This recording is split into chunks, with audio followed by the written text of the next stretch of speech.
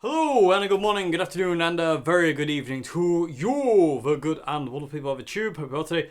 Hope you're feeling grand and all is well in your world. The intro jam has annihilated my brain in every way, shape, and form.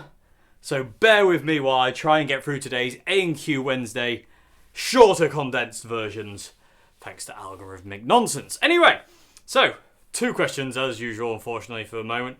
Unless things change. But anyway, so let's get to question 1 today because my brain doesn't work. So, hello. So, question 1 today. What are your thoughts on full rosewood necks? I really like them. I reckon they definitely feel different, and I reckon they definitely sound different. That sounds a bit weird to say, but I think they sound a bit. I don't know. There's just something about them that makes it's just different. It's just very, very different. My Oswald, the last one that Nick made for me. That's a full rosewood neck, and it really is a different beast to my rosewood board necks. You know, not full rosewood necks. So it's immense. It really is different.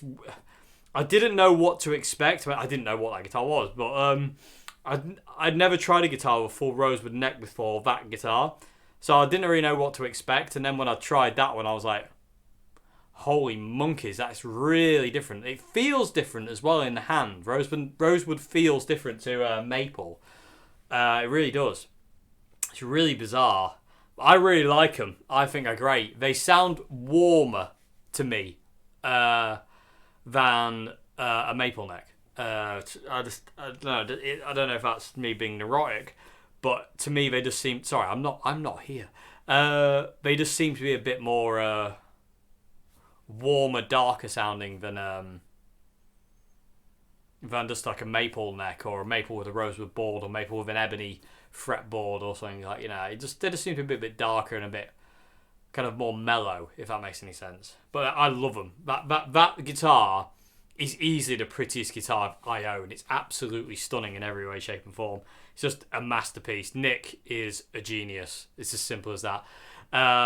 And that guitar just proves how much of a genius he is. It's just insanely good, that guitar is. It's ridiculous. Like all of his guitars.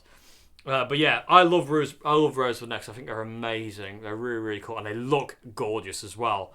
So I'm sorry if I'm doing weird things. I'm not quite there.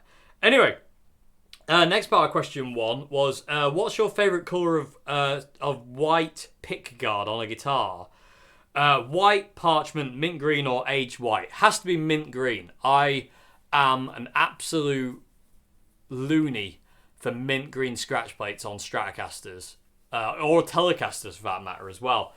Apart from I do like blackguard Telecasters more than white guard Telecasters. But when it comes down to it, I am absolutely obsessed with mint green scratch plates. I always have been. I've always loved the look of them. They're just glorious to me. Mint green they just look so nice. I really, really like them, and they just set off colours in a way that's really aesthetically pleasing to my eye on guitars. Like for instance on the SD62 here, you probably won't be able to see it because of the light, but if I get it in the right light, maybe you might be able to see it there. This is a mint green guard, and it's a really. The colour of this guard is perfect to an original 60s Strat guard. It really is the right colour. Will I change this for something that's celluloid? I don't know. I just realised that I must have... sorry, this is a bit disgusting, people of the tube, but I realised I must have dribbled on my guitar.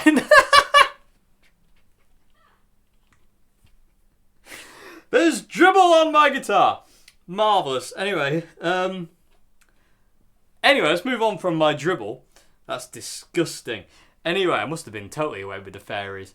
So, where am I? I don't know where I am anymore. Who's who? I don't know.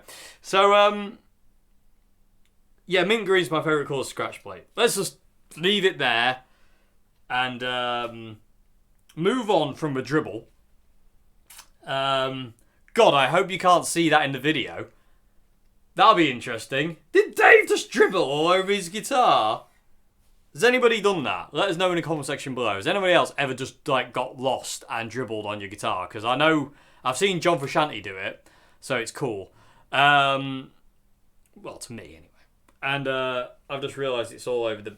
Well, it's all over the... It's actually gross. It's all over the bridge pickup. Anyway! Oh my lord, it's on the body as well. It must have hit there. Anyway, move on, Dave, you lunatic. Stop focusing on the dribble. Dribble monster Dave. Anyway, moving along swiftly, on to question 2 today. So, yes, mint green guards are my favourite though. Let's just finish on that one, because I just love them. Aged white is okay, parchment is okay, white on 50 style strats, like for instance like this guitar where it's single ply. I really like white single ply guards, but only on certain guitars. They have to have a maple neck. I'm a bit picky. But personally for me, mint green scratch plates, happy Dave. Happy Bunny Dave. Yeah, I don't really need to go any further than that. So, yeah, going to move on to question 2 now, before I totally lose my brain on the dribble. So question 2 today. Now, question 2 is an impossible one to kind of answer, but people of the tube, I want you to chime in as well on this one. So, question 2 today is, what is your favourite album? Or, if you can't answer your top album, what's your top 3 albums of all time? Oh, God. I can't pick one, and I don't think I could pick 3. I mean, there are albums that that have kind of changed my life. They really have, a bit like, musically and kind of things like that, But maybe it's not just full albums, really. It's songs from albums that have changed my life, like Scar Tissue from Californication, for instance. Don't Forget Me. Machine Gun, Bad Penny, Oh Well, Green Manalishi, Man of the World, Be My Friend, Black by Pearl Jam. The list goes on. It's when it comes down to albums, is there kind of like one album that kind of like personifies everything? Probably not, but a lot of kind of like songs from here and there that I can kind of pick. But album-wise, that's really difficult. So this is why people with Tube, I want to ask you, what are your top 3 favourite albums? So let us know in the comment section below, what are your top 3 favourite albums? I don't really know, and I can't really answer this. It's really difficult for me to answer. So I don't think I'm going to be able to. But, because it's just too difficult, like I say, because it's mainly songs on albums. Oh, there are certain albums that have kind of like dictate a period of my life. For instance, like What's a Story, Morning Glory is there's so much of me growing up listening to that album, and same with Nirvana, with Incesticide and Nevermind. And also loads of punk albums, the Sex Pistols albums, Clash. A lot of that kind of dictates me growing up. And then when everything kind of went wrong, music wasn't a thing in my life, I didn't listen to anything. And I say the first album I bought when I came back to music was Linkin Park's Hybrid Theory. That was the first album I bought when I started playing guitar and actually wanted to get back into music again. Because we still had all the Oasis albums and the Nirvana albums. I've still got them, but Hybrid Theory was the first album I bought when I came back to music. So yeah, but is there one album that kind of like is my favorite of all time? Probably not. Is there a top 3? Probably not. It's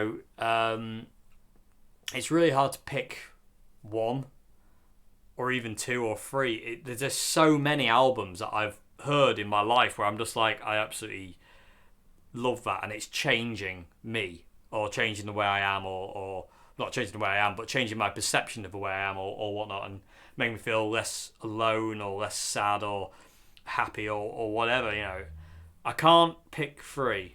It'd be really hard, and I feel like I'd be doing injustice to the ones I miss out. So I can't really do that. I can't really answer that question fully, because I just don't feel like I can do it. If that makes any sense. I don't know if there's any logic in that whatsoever, but it kind of makes sense to me in my brain. Like, I can't just kind of go, these 3 albums are my top favourite ones. It's like, which album would you pick if you were stuck on a desert island? It's like, well, I don't know. Because, what album could you listen to the rest of your life? I don't know, because it goes in, it goes in cycles. Sometimes I'll listen to an artist more than another artist, and it'll just flip and bands through other bands and stuff like that. So I can't really go, it's just this one album, or it's this thing over and over. If I had to pick, if somebody put a gun to my head and I had to pick, they'd probably have to shoot me. Or if I did have to pick and it was like, life or death kind of thing, it would, it'd be a John Frusciante album or it'd be a Chili Peppers album. I have no doubt. And it'd either be Inside of Emptiness, The Empyrean, or Californication. One of those 3. But even then, saying that, that feels like I'm doing an injustice to the others. So it's really difficult to kind of pick one album. Or even 3 for that matter. It's really difficult to do it. So the odds of being able to do it are slim to none. But people of the tube, if you can answer that, let us know your top 3 in the comment section below, and then tell us why exactly. What is it about those 3 albums or that one album that changed things for you or whatnot? What was it about it? Let us know in the comment section below. I'm very curious to read your thoughts. For me, I can't really do it. It's really difficult because there's so much that kind of like I love. And I say it's more down to songs for me than it is albums necessarily. Although there are albums I absolutely adore. There's certain songs on each album where I can kind of go, I can listen to it or I could skip it. There's not many albums where there's not a bad song on there. You know what I mean?